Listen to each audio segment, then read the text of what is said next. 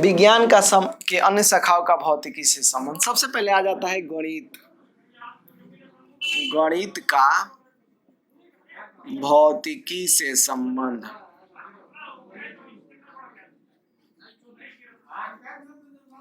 गणित का भौतिकी से संबंध, इसको इंग्लिश में लिख सकते हैं physics in relation to mathematics.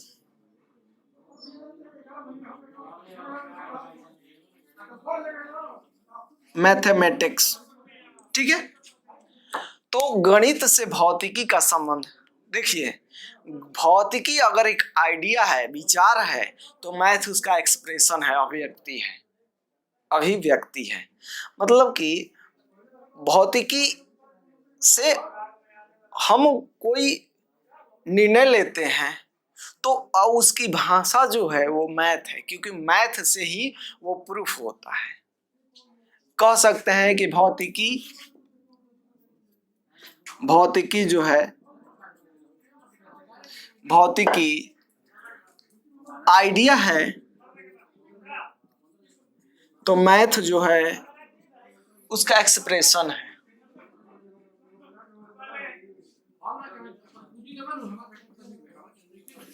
Expression है। भौतिकी की भाषा भी मैथ हो सकता है। भौतिकी की भाषा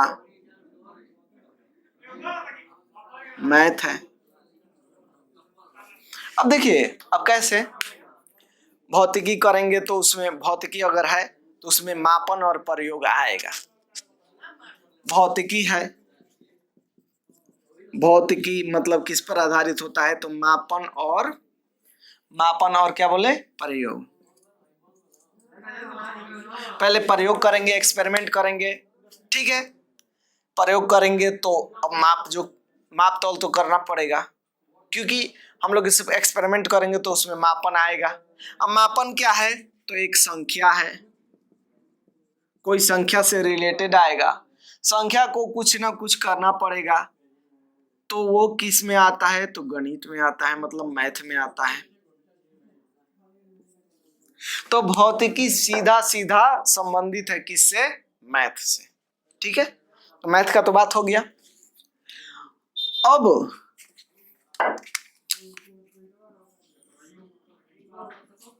भौतिकी का किससे, तो रसायन विज्ञान से संबंध। रसायन विज्ञान से संबंध।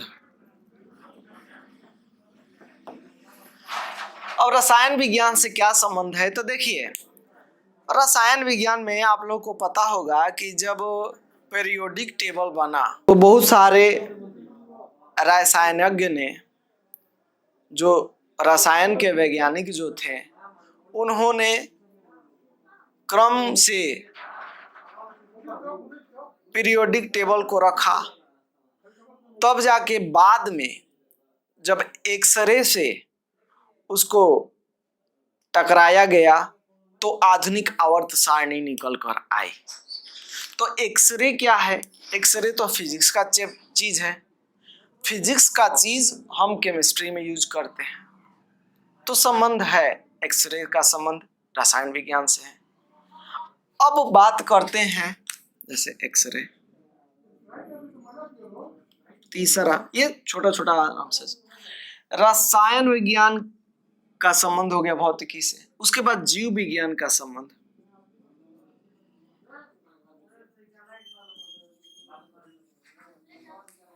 भौतिकी से संबंध।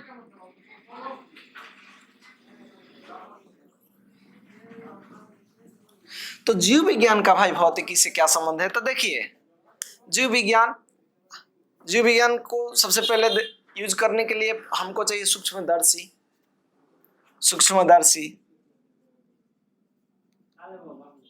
सूक्ष्मदर्शी का उपयोग करते हैं हम लोग बैक्टीरियाज, वायरसेस को देखने के लिए, फंजाई, इन सब को देखने के लिए हमको चाहिए सूक्ष्मदर्शी। सूक्ष्मदर्शी किससे बना है, सूक्ष्मदर्शी फिजिक्स में बना है, ऑप्टिक्स का है। सूक्ष्मदर्शी आया फिजिक्स से। यही क्या किया गया, ये क्या करता है, ये चीजों को 10 लाख गुना तक छोटा कर सकता है। ये इसका उपयोग किया गया। आया किससे, तो फिजिक्स से आया। यूज कहाँ करते हैं, इस्तेमाल करते हैं हम लोग बायो में। बायो माने जीव विज्ञान। जैसे कि बैक्टीरिया हो गए, फंगस हो गए इत्यादि बहुत सारी चीजें, तो उनको विकिरण कर में डाला जाता है। बैक्टीरिया हो गया, फंगस हो गया, फंजाई जिसको कहते हैं, तो ये सब इनको विकिरण में डाला जाता है। तो विकिरण में डालते हैं जब हम विकिरण, तो विकिरण क्या है, फिजिक्स का है। तो विकिरण में जब डाल देते हैं तो इनकी प्रकृति चेंज हो जाती है। ये बन जाते हैं एंटीबायोटिक में, एंजाइम्स में, विटामिन में। किसमें बन जाते हैं, एंटीबायोटिक, एंजाइम्स या विटामिन। तो ये संबंध तो रहा हम लोग का जीव विज्ञान का।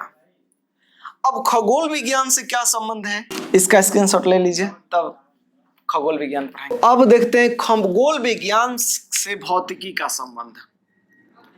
खगोल विज्ञान से भौतिकी का संबंध।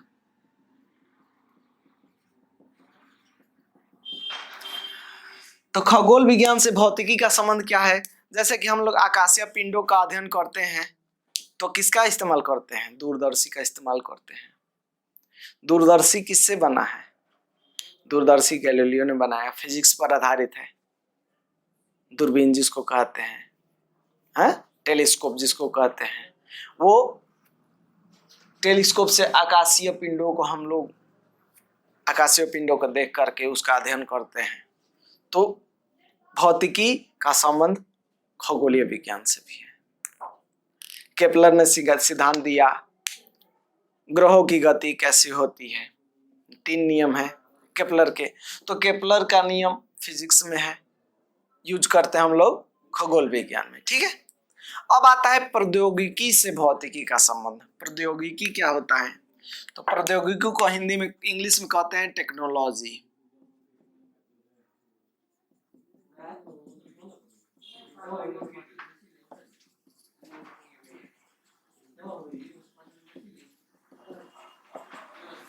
प्रौद्योगिकी का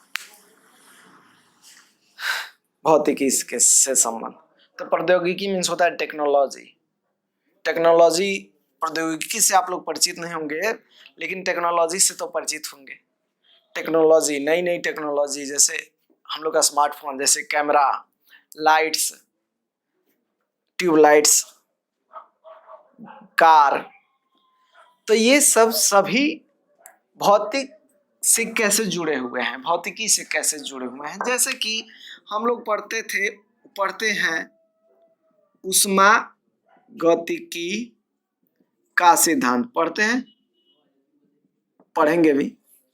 उष्मा गतिकी का सिद्धांत, इसी सिद्धांत से मिलकर के बना क्या, उष्मा इंजन। ठीक है, उष्मा इंजन के बाद और डेवलपमेंट हुआ तो बना पेट्रोल इंजन। पेट्रोल इंजन या बहुत सारे तरह के इंजन, डीजल इंजन। ठीक है, पेट्रोल इंजन। ठीक है, दूसरा हो जाएगा, मान लो और एग्जांपल दे देंगे तो हो जाएगा तुम्हारा विद्युत चुंबकीय तरंग सिद्धांत, उससे बना रेडियो, टीवी। विद्युत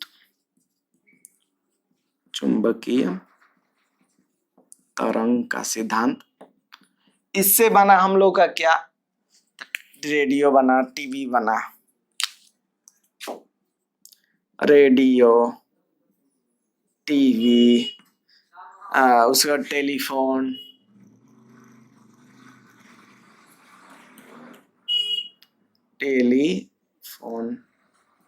ठीक है। उसके बाद विद्युत चुंबकीय प्रेरण में जब बात करेंगे हम लोग, तीसरा मान लो विद्युत चुंबकीय प्रेरण की बात कर लेते हैं, तो वो जनरेटर हो जाएगा।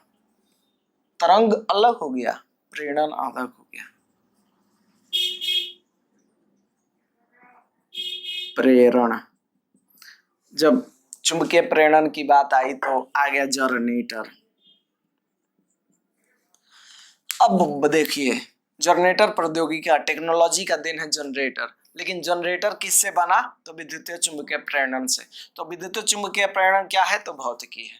तो बहुत कह सकते हैं कि भौतिकी का सीधा सीधा संबंध टेक्नोलॉजी से है। रेडियो चुंबकीय तरंग से बना है, हाँ? एक टेक्नोलॉजी है, तरंग से बना है, चुंबकीय तरंग, और वो हमको पढ़ना है भौतिकी में। तो भौतिकी का संबंध हम लोग के प्रौद्योगिकी से है। अब हम लोग को पढ़ना है प्रौद्योगिकी तथा समाज। प्रौद्योगिकी तथा समाज।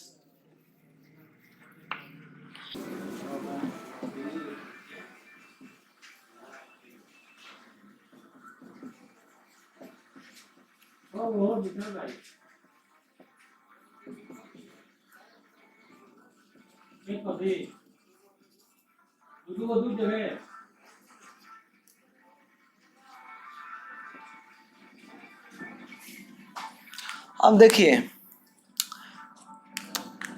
फिजिक्स और टेक्नोलॉजी मिली तो फिजिक्स और टेक्नोलॉजी सोसाइटी बनी। अब देखिए कैसे बनी। फिजिक्स और टेक्नोलॉजी आई तो सोसाइटी बना। कैसे?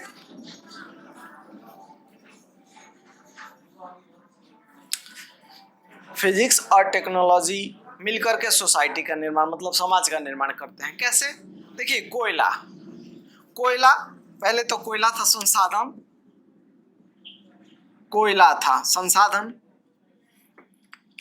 कोयला से लोगों ने देखा कि यह उष्मा देता है, तो खाना के यूज में लाने लगा, लोग उष्मा के रूप में यूज करने लगा, खाना पकाने के यूज में लोग करने लगा।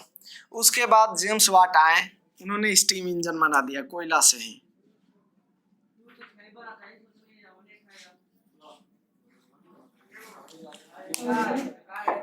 तो स्टीम इंजन बनाए जेम्स वाट ने। किसके लिए? स्टीम इंजन किसके लिए बना? तो समाज के लिए बना, समाज के लिए बना। अब देखिए, समाज के लिए बना तो अब क्या हुआ? समाज के लिए तो बन गया, तो समाज के लिए बना तो अब स्टीम इंजन पे ही नहीं रह पाया वो लोग। अब क्या कहना? अब समाज क्या कहा कि क्षमता बढ़ाओ, अपना एफिशिएंसी क्रिएट इंक्रीज करो, क्षमता बढ़ाओ। तो क्षमता बढ़ाया गया, तो कहा गया कि नई नई टेक्नोलॉजी लाओ। अब स्टीम इंजन फेल, तभी तो क्षमता बढ़ेगा। तो टेक्नोलॉजी का सहारा लिया गया।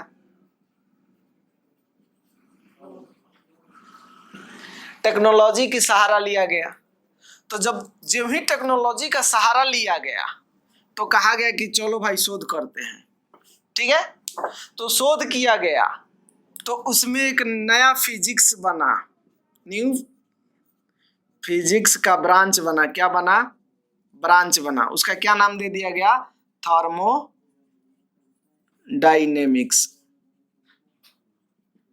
थर्मोडायनेमिक्स, ठीक है।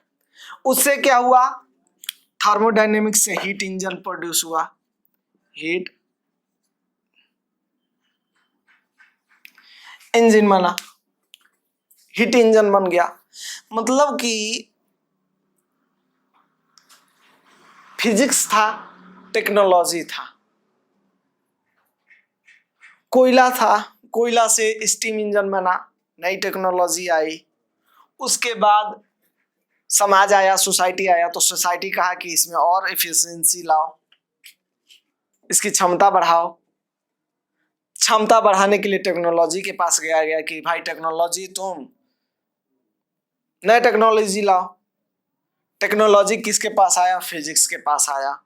तो नया एक ब्रांच बना, पढ़ना पड़ गया हम लोग को थर्मोडायनेमिक्स, बहुत खोजें हुई, तब जाके हीट इंजन बना। मतलब नई नई खोजों के लिए हम लोग टेक्नोलॉजी का सहारा लेते हैं। टेक्नोलॉजी किसका सहारा लेता है? तो साइंस का सहारा लेता है। Science means physics, chemistry. नई नई चीजों का सहारा लिया जाता है। मतलब कि फिजिक्स बढ़ेगा तो टेक्नोलॉजी बढ़ेगा, और उसी प्रकार टेक्नोलॉजी बढ़ेगी तो फिजिक्स बढ़ेगा। क्लियर है?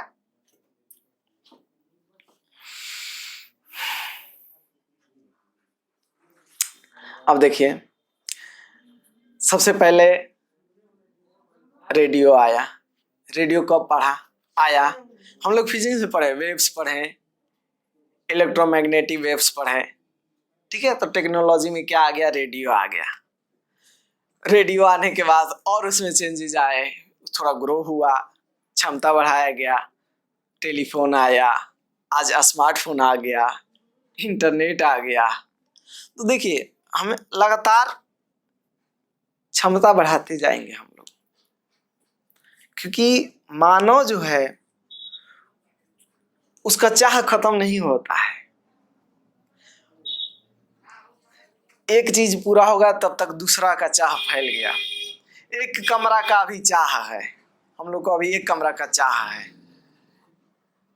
एक कमरा का चाह पूरा हुआ, ट्यूशन सेटअप बन गया। हो सकता है कि आगे और बढ़े तो हमारा चाहना भी बढ़ जाए। लोगों का भी चाहना, एक रूम से चाह भर जाता है तो 2 रूम में अब रहना शुरू कर देते हैं। उसके बाद एक मंजिला मकान रिक्वायरमेंट होने लगती है। उसके बाद 2 मंजिला मकान का जरूरत महसूस होने लगता है। 3 मंजिला मकान की जरूरत महसूस होने लगती है। साइकिल, साइकिल से मोटरसाइकिल, मोटरसाइकिल से 4 व्हीलर्स है। तो मनुष्य ऐसा प्राणी है जिसकी चाह नहीं खत्म होती है। इन्हीं चाहों से टेक्नोलॉजी इतना इंक्रीज हो रहा है। 2G, 1G, 1G के बाद 2G, 2G, 3G, 4G, अभी 5G टेस्टिंग हो रहा है। चाह कभी खत्म नहीं होगी। 2G 64 किलोबाइट पर सेकेंड चल रहा था, कुछ हो ही नहीं रहा था। उसके बाद आदमी की इच्छा और बढ़ी कि और तेजी से हो जाए। 3G आया, 3G से भी मन नहीं भरा, 4G आया, और 4G से भी मन नहीं भरा, 5G आने वाला है। तो ऐसे डेवलपमेंट होते रहेंगे। तो देखिए बाबू, जितना टेक्नोलॉजी, फिजिक्स मानव के लिए अच्छा है, उतना ही हानिकारक भी है। देखिए, हर चीज का 2 पहलू होता है। एक होता है अच्छा, एक होता है बुरा। जैसे कि समझ लीजिए कि एक तराजू है, अगर एक साइड में भार देते जाएंगे तो दूसरा ऊपर उठेगा, दूसरा में भार देते जाएंगे तो पहला उठते जाएगा। अर्थात कहने का मतलब यह है कि संतुलन बना के रखना चाहिए। अब देखिए, एटम बम की जैसे परिभाषा हो गई। एटम बम, एटम बम का हानि ही है। अगर उसका यूज किया जाएगा बम करने के लिए, तो वो पूरा देश ही नष्ट कर सकता है। अगर हाँ, उसका अच्छा यूज है, अगर उसका इस्तेमाल हम लोग नाभिकीय रिएक्टर में करते हैं, नाभिकीय ऊर्जा में करते हैं, तो हजारों हजार शहर, हजारों हजार गांव को इलेक्ट्रिसिटी मिल सकती है। अब वही उसका इस्तेमाल कर दिया जाए, बूम, कहानी खत्म। तो हानि भी है, लेकिन मानव जो है वो हानि भी चाहता है, तो मानव को ही घाटा होता है। आज हम लोग पॉल्यूशन कर रहे हैं, तो इसमें घाटा किसका है? हम ही लोगों का है, दूसरे का तो है नहीं। अब देखिए, अब ये सब तो हम लोग पढ़ लिए कि किससे किसका संबंध है। अब प्रकृति में मूलभूत 4 गो बल हैं। कितने बल? 4 टाइप्स के बल हैं। अब देखिए, ये मूलभूत बल क्या कहलाते हैं? ऐसे बल जिनके आधार पर प्रकृति की समस्त घटनाओं की व्याख्या की जा सकती है, उसे कहते हैं मूलभूत बल। ठीक है, ये केवल 4 ही हैं।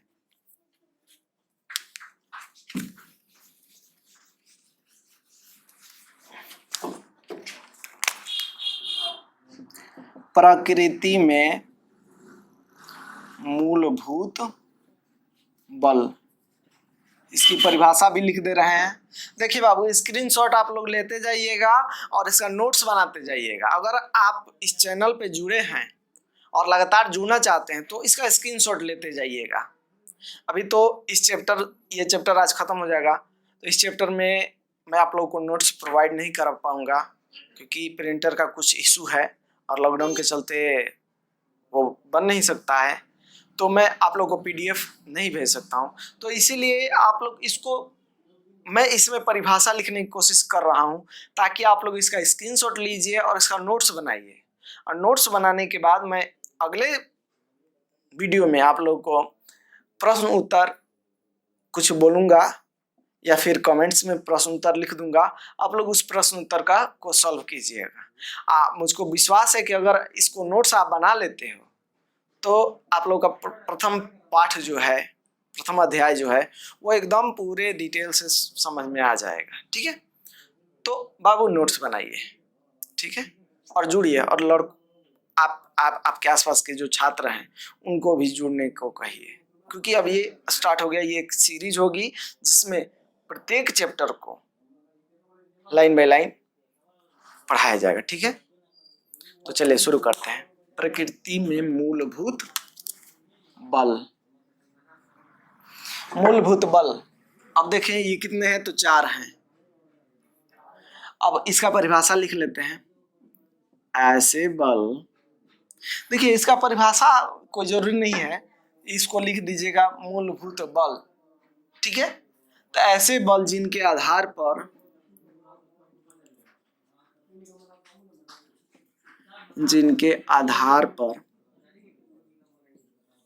ऐसे बल जिनके आधार पर प्रकृति की समस्त घटनाएं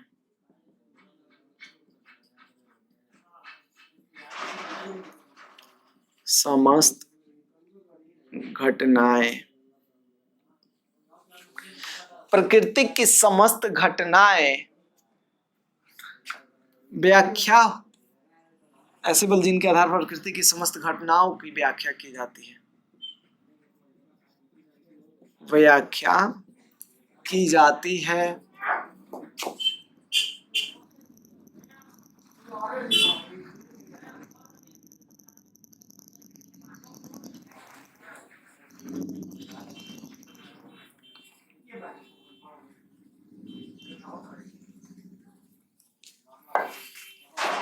मूलभूत बल कहलाते हैं। ठीक है,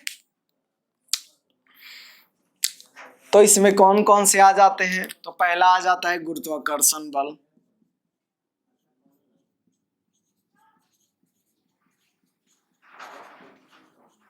दूसरा आ जाता है हम लोग का स्थिर वैद्युत बल।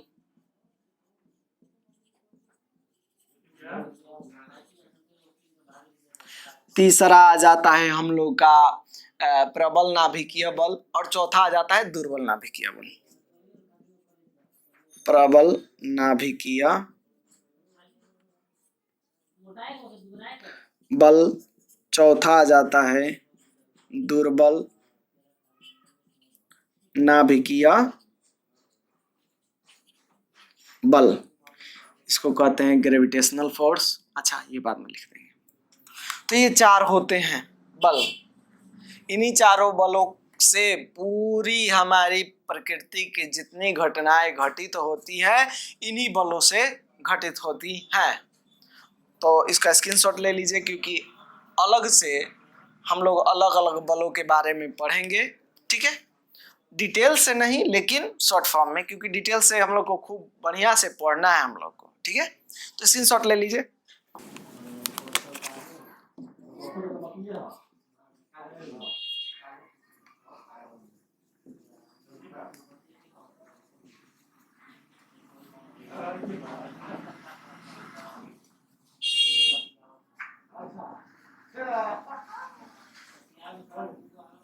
गुरुत्वाकर्षण बल,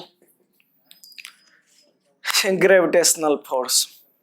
तो देखिए, सबसे पहले केपलर के नियम से जो निष्कर्ष प्राप्त हुआ था उसी से 1686 ईस्वी में न्यूटन जी ने बताया था कि ब्रह्मांड में प्रत्येक कण दूसरे कण को आकर्षित करते हैं। कब? न्यूटन ने 1686 में बताया था। क्या बताया था? प्रत्येक कण ब्रह्मांड में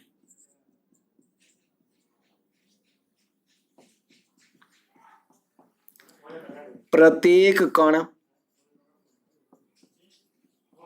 दूसरे कण को आकर्षित करता है।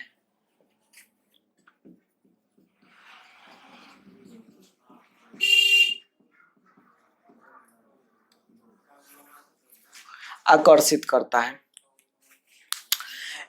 ये यहीं पे छोड़ देंगे क्योंकि इसका पूरा जो डिटेल होता है वो चैप्टर में करेंगे। तो मतलब कि आकर्षित करता है। ये फोर्स कहलाता था F बराबर G, आप लोग पढ़े हैं, 10th में भी पढ़े हैं। F बराबर G m1 m2 बटा में r², आप लोग पढ़े थे। मतलब m1 प्रथम वस्तु का मास, प्रथम कण का द्रव्यमान, m2 द्वितीय कण का द्रव्यमान। G नियतांक हो जाता है। G क्या हो जाता है? नियतांक हो जाता है। ठीक है, G नियतांक होता है जिसको सार्वत्रिक गुरुत्वीय नियतांक कहते हैं। ठीक है, G को क्या कहते हैं? सार्वत्रिक गुरुत्वीय नियतांक। 6.67 गुणे 10 के power -11 newton metre square KG square newton metre square KG square. फिर से याद कर लीजिएगा, G क्या होता है? सार्वत्रिक गुरुत्वीय नियतांक होता है। इसका मान होता है 6.67 गुणे 10 के power -11 newton metre square KG square होता है। अब इसकी कुछ विशेषताएं पढ़ लेते हैं, क्योंकि इसका पूरा तो चैप्टर में जो ग्रेविटेशनल आएगा फोर्स उसमें हम लोग पढ़ेंगे। तो देखिए विशेषताएं जो होती है, 4 बल हैं। चारों बलों में यह दुर्बल बल है। क्या है? दुर्बल बल है। ठीक है, मतलब आप लोग चारों बल अभी लिखवाएं। इन चारों में से यह दुर्बल बल है। ग्रेविटेशनल फोर्स लिखवाएं, स्थिर वैद्युत बल लिखवाएं, स्टैटिक फोर्स, उसके बाद प्रबल नाभिकीय बल लिखवाएं, उसके बाद दुर्बल नाभिकीय बल लिखवाएं। इन चारों बलों में ये जो है सबसे दुर्बल बल है। रोड में भी कुछ भार है तो ये भी कुछ गुरुत्वाकर्षण बल लगा रहा होगा, मैं भी कुछ गुरुत्वाकर्षण बल लगा रहा हूँ। लेकिन हम लोगों का मास तो है, लेकिन G इतना छोटा है कि हम लोग का मास इसको कुछ फायदे नहीं पहुंचा पाता है। हम लोग का G इतना माइनस में चल जाता है कि वो सब समझ जाइए कि कुछ कहना ही नहीं है, अनुभव ही नहीं होता है। और वहीं बड़े बड़े ग्रह जो होते हैं उनका मास जो है वो बहुत ज्यादा होता है, इसीलिए उन लोगों के बीच गुरुत्वाकर्षण बल लगता है, हम लोग के बीच गुरुत्वाकर्षण बल नहीं लगता है। तो यह बल जो होता है चारों बलों से दुर्बल बल होता है। दूरी बढ़ाने पर बल कम होता है। ठीक है, ये पहले ही बताएं कि दूरी बढ़ी तो फोर्स कम होगा। एक कण आता है इसमें जिसको नाम दिया गया है ग्रेविटॉन। काल्पनिक कण है। कहा जाता है कि जब ये ग्रेविटॉन काल्पनिक कण है, जब गति में होता है तो यही कण जो होते हैं दोनों फोर्स के बीच काम करते हैं। एक और विशेषता हो जाती है कि इसमें माध्यम की जरूरत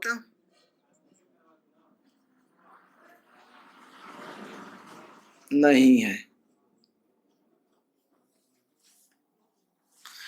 माध्यम रहे या न रहे उससे कोई इसको फर्क नहीं पड़ता है, किसको? ग्रेविटेशनल फोर्स को। ठीक है, माध्यम की जरूरत नहीं होती है। स्क्रीनशॉट ले लीजिए।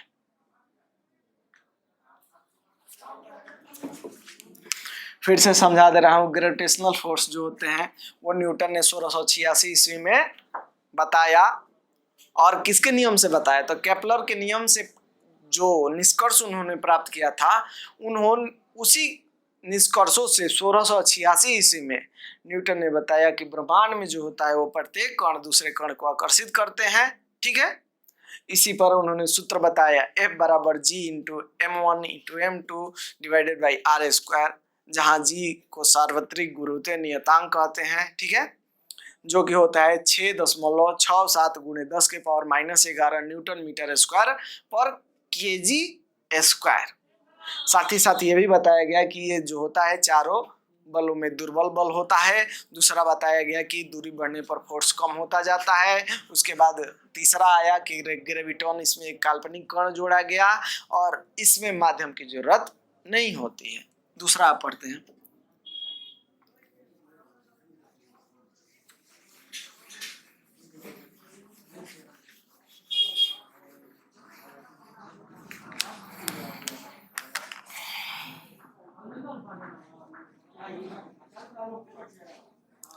दूसरा का है स्थिर वैद्युत।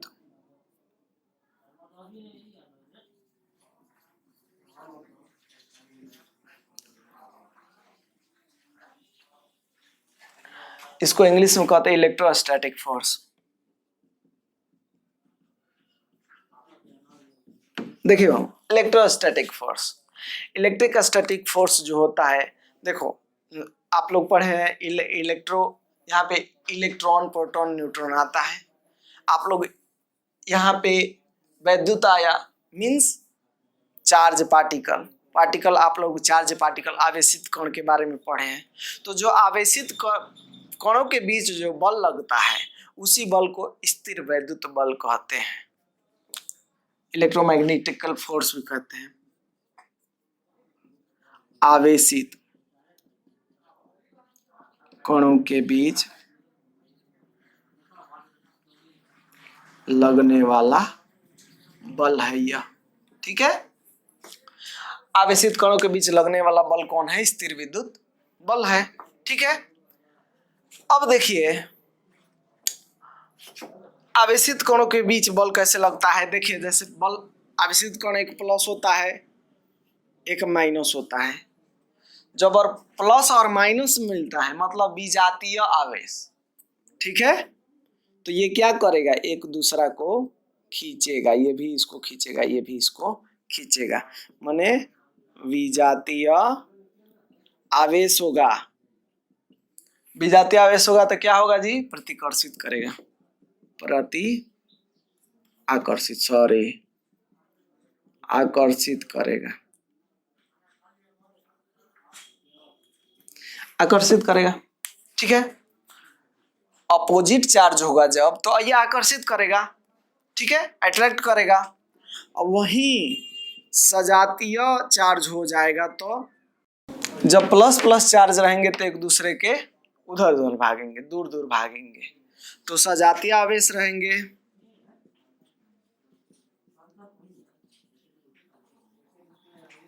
विकर्षित करेंगे,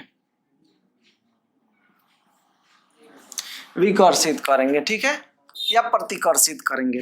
तो अब हम लोग बात करेंगे प्रबल नाभिकीय बल। यह तीसरा बल है,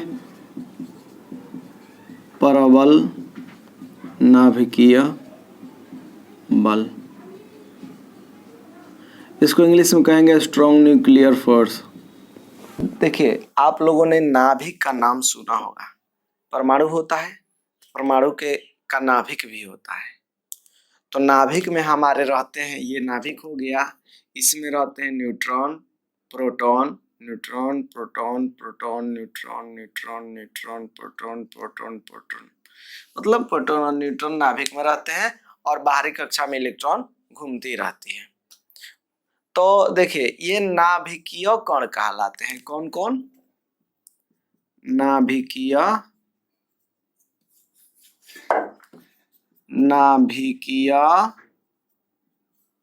कण कहलाते हैं। कौन कौन? प्रोटॉन और न्यूट्रॉन। तो इन्हीं नाभिक में चूंकि यह बल लगता है इसीलिए इसको कहते हैं प्रबल नाभिकीय बल। इसमें नाभिकीय बल आया मतलब नाभिक में लगते हैं। तो याद रखिएगा कि इसमें प्रोटॉन और न्यूट्रॉन ही होते हैं, इलेक्ट्रॉन नहीं होता है। आगे और चैप्टर में बताया जाएगा कि क्यों नहीं होता है। देखिए आप लोग ये ध्यान में रखिए कि इसका नाभिक जो होता है वो बहुत छोटा होता है। तो यह कितना छोटा होता है, तो 10 के पावर -15 मीटर इसका व्यास होता है, इतना छोटा होता है। ठीक है, 10 के पावर -15 मीटर। अब देखिए यह बल इतना छोटा में कार्य करता है। अब एक चीज और आता है, नाभिक तो हो गया इतना छोटा, इसी में रहना है किसको, प्रोटॉन को और प्रोटॉन को रहना है।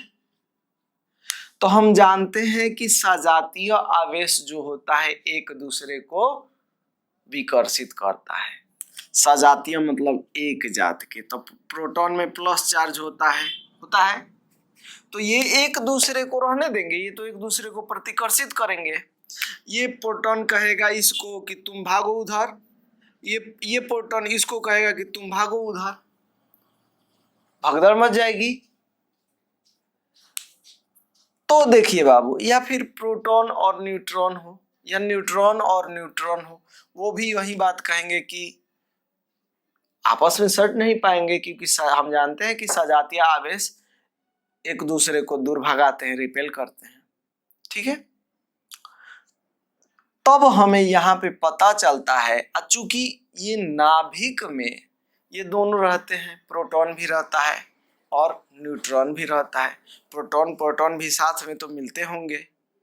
तो देखिए बाबू, इससे पता चलता है कि कोई ना कोई बहुत ही शक्तिशाली बल ही नहीं, केवल बहुत ही शक्तिशाली बल इन दोनों के बीच कार्य कर रहा है। इस प्रोटॉन और इस प्रोटॉन के बीच कोई ना कोई बहुत ही शक्तिशाली बल कार्य करता है, तभी ना उसको जकड़ के रखा है, नहीं तो वो ब्लास्ट कर जाता, क्योंकि वो तो रखेगा नहीं, प्रोटॉन प्रोटॉन को रखेगा नहीं, वो तो भगाएगा। तो कोई ना कोई बहुत ही शक्तिशाली बल कार्य करता है, इसे ही प्रबल नाभिकीय बल कहते हैं। ठीक है, अब प्रबल नाभिकीय बल किसके किसके बीच लग सकता है, तो प्रोटॉन प्रोटॉन के बीच लग सकता है। ठीक है, प्रोटॉन न्यूट्रॉन के बीच लग सकता है, फिर से न्यूट्रॉन और न्यूट्रॉन के बीच लग सकता है। लेकिन क्या प्रोटॉन या और इलेक्ट्रॉन के बीच लग सकता है, यह भी सोचने वाली बात है कि क्या प्रोटॉन और इलेक्ट्रॉन के बीच लग सकता है, तो नहीं लग सकता। अब कारण क्या है, कारण तो देना पड़ेगा। तो कारण इसका यही है कि प्रोटॉन जो है वो उस नाभिक में रहता है परमाणु के, लेकिन इलेक्ट्रॉन जो है उसके कक्षाओं में भ्रमण करता रहता है, जिससे कि क्या हो जाता है, प्रोटॉन और इलेक्ट्रॉन की दूरी जो है 10 के पावर -15 मीटर से अधिक हो जाती है।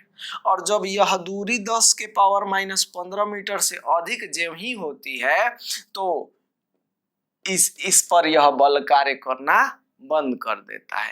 अर्थात कहने का अर्थ यह है कि इलेक्ट्रॉन के बीच यह बल कार्य नहीं करता है। समझ में आ गया, इलेक्ट्रॉन के बीच यह बल कार्य नहीं करता है। अब कारण कोई पूछेगा तो बताइएगा कि दूरी बढ़ने के कारण। अब विशेषताएं कुछ जान लेते हैं। तो पहला विशेषता है कि यह अत्यंत प्रबल बल है।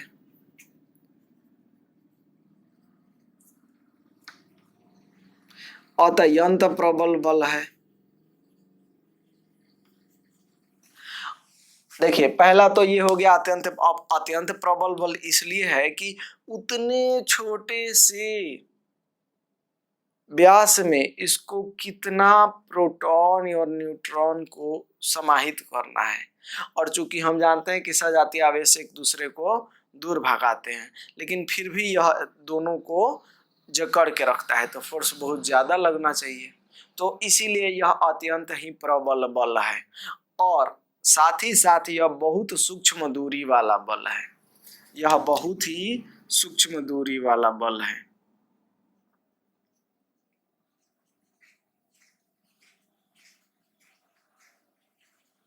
इसका रेंज कितना है बाबू? तो 10 के पावर माइनस 15 मीटर। सोचिए, बहुत बहुत छोटी सूक्ष्म दूरी है और यह केंद्रीय बल नहीं है। ठीक है, यह जो बल है वह केंद्रीय बल नहीं है, तो बहुत सूक्ष्म दूरी वाला हो गया बल। उसके बाद यह जो बल है यह केंद्रीय बल नहीं है।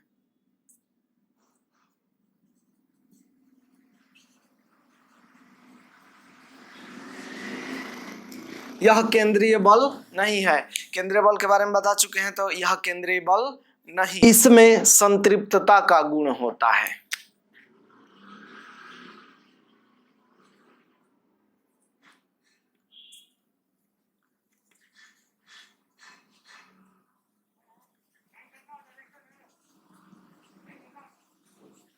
संतृप्तता का गुण होता है। अब संतृप्तता का गुण से क्या अर्थ है इसका? तो संतृप्तता का गुण मतलब कि जो अगर प्रोटॉन और प्रोटॉन ज्यादा पास में है तो उनमें ज्यादा फोर्स लगेगा जो दूर प्रोटॉन या न्यूट्रॉन है उनके मुकाबले। मतलब जो पास पास में है उनके बीच में यह प्रबल नाभिकीय बल जो है वो अधिक लगेगा दूर के मुकाबले। जैसे इसमें और इसमें ज्यादा बल लगेगा, इसमें और इसमें कम बल लगेगा, क्योंकि थोड़ी दूरी बड़ी हो गई तो बल थोड़ा कम लगेगा। लेकिन जो पास पास में होते हैं उनमें बहुत ज्यादा बल लगता है। ठीक है, तो आपस में सब साथी में होता है तो आपस में सब एक ही बल से जुड़े रहते हैं। लेकिन इसका बल और इसका बल कम हो जाएगा, दूरी बढ़ने से बल कम हो जाता है। ये संतृप्तता का गुण होता है। अब देखिए, यह नाभिक की बात हो रही है, तो नाभिक इसका जो होता है वो अस्थाई होता है। इसी के कारण नाभिक क्या होता है? अस्थाई होता है। नाभिक अस्थाई होता है। नाभिक क्या होता है बाबू? अस्थाई होता है, ये याद रखिएगा। एक चीज और मैं बताना चाहूंगा, पहले ही मैंने बता दिया कि इलेक्ट्रॉन जो है इस बल का अनुभव नहीं करते हैं।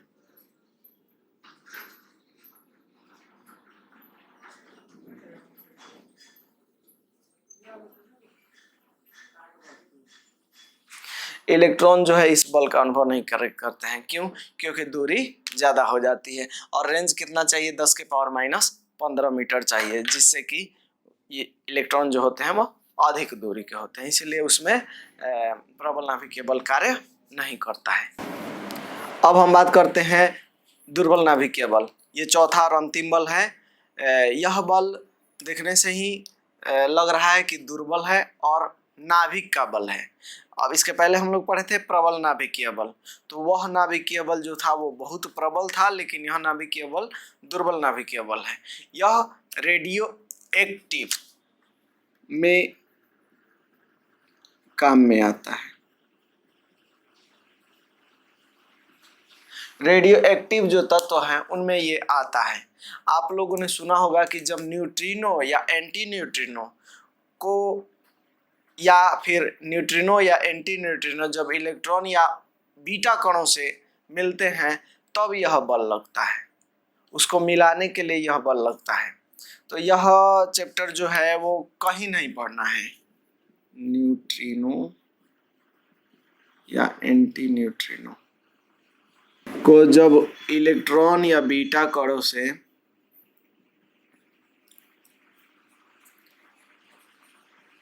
बीटा कणों के साथ जब इसका संयोग होता है, न्यूट्रिनो का, इलेक्ट्रॉन हो या बीटा कण हो, उनके साथ संयोग होता है तो यही बल कार्य करता है। तो यह बाबू हम लोग के चैप्टर में 11th हो या 12th हो, कहीं भी नहीं इसके बारे में पढ़ना है। तो इसीलिए इसके बारे में खास जानकारी हम लोग नहीं पढ़ेंगे। और ये समझ लीजिए यह इतना कॉम्प्लेक्स विषय है कि आप सोच भी नहीं सकते, बहुत कॉम्प्लेक्स विषय है। ठीक है, तो कुछ विशेषताएं जान लेते हैं। इसका परास जो होता है 10 के पावर माइनस 16 मीटर होता है, बस उतने ही रेंज तक। देखिए, प्रबल नाभिकीय बल जो होता था वो 10 के पावर माइनस 15 मीटर होता था, लेकिन यह 10 के पावर माइनस 16 मीटर होता है। दुर्बल बल है, लेकिन यह गुरुत्वाकर्षण से थोड़ा सा ज्यादा है। चूंकि हमने चारों बलों में कहा था कि गुरुत्वाकर्षण बल सबसे दुर्बल बल है लेकिन यह उससे थोड़ा सा अधिक है, मतलब कि गुरुत्वाकर्षण अगर बहुत कम है तो यह कम माना जाएगा। ठीक है, यह रेडियो एक्टिव उत्सर्जन में यूज होता है। यह तो यही विशेषताएं हैं, अगर आपको लिखना होगा तो लिख लीजिएगा। अगर हम इसको बढ़ते क्रम में या घटते क्रम में लिखें तो घटते क्रम में लिख सकते हैं। तो सबसे पहले आ जाएगा प्रबल नाभिकीय बल, उसके बाद देखिए प्रबल सबसे मजबूत होता है, उसके बाद आता है स्थिर वैद्युत बल,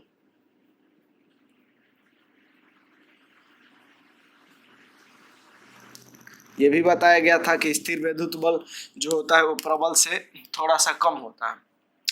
उसके बाद स्थिर वैद्युत से अब आ गया हम लोग का दुर्बल,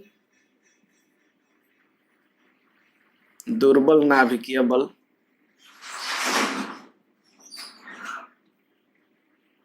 और अंत में आ जाएगा हम लोग का गुरुत्वाकर्षण।